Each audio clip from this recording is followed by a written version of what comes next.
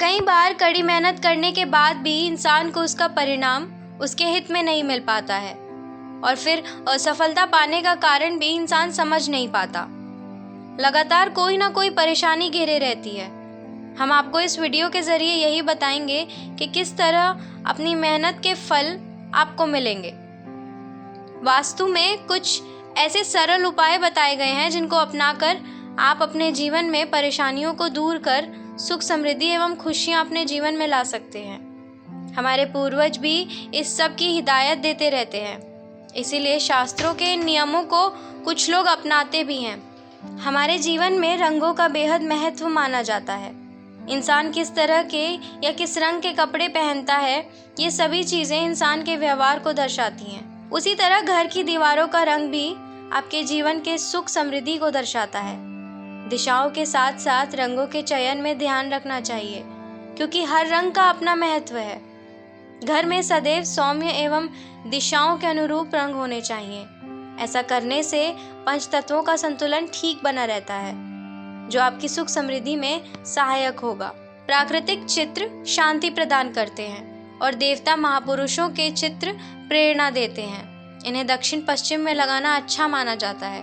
और एक बात का ज़रूर ध्यान दें, शयन कक्ष में देवी देवताओं के चित्र नहीं लगाने चाहिए। अतिथि और अविवाहित पुत्रियों का कमरा वायव्य कोण में होना चाहिए, क्योंकि यह स्थान वायु का है और वायु का स्वभाव है चलना।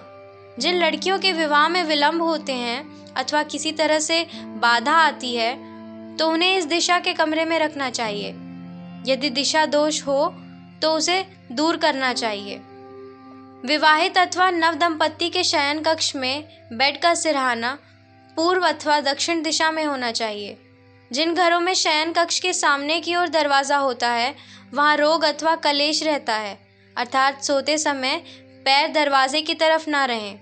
अगल दिशा में बैठकर खाना खाने से भी आपके जीवन पर गलत प्रभाव पड़ सकता है, इसीलिए खाना खाते समय स्थान और दिशा दोनों पर ही ध्यान देना बहुत ज़रूरी है। अथवा उत्तर की ओर मुख करके भोजन करने से आरोग्यता प्राप्त होते हैं। दक्षिण की ओर मुख करके भोजन करना शास्त्र सम्मत नहीं है।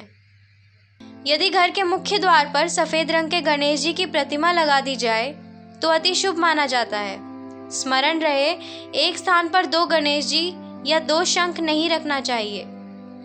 सुख समृद्धि के लिए सफ़ेद रंग के पत्थर की और बाधा निवारण के लिए काले रंग के पत्थर की गणेश जी की प्रतिमा लगानी चाहिए।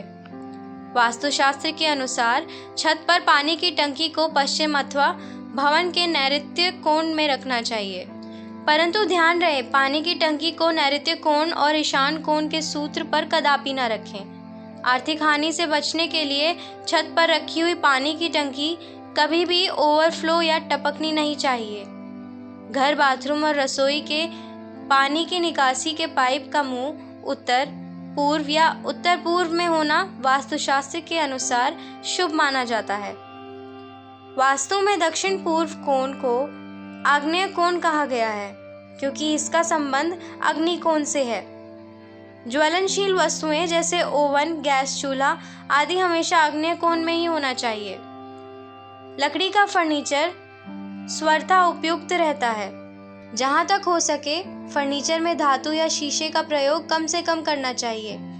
ऐसा करने से मित्रता, अपनेपन, शीतलता व बौद्धिक कुशलता का एहसास होता है। इन छोटे छोटे तरीकों को अपनाकर आप अपने घर में सुख समृद्धि ला सकते हैं।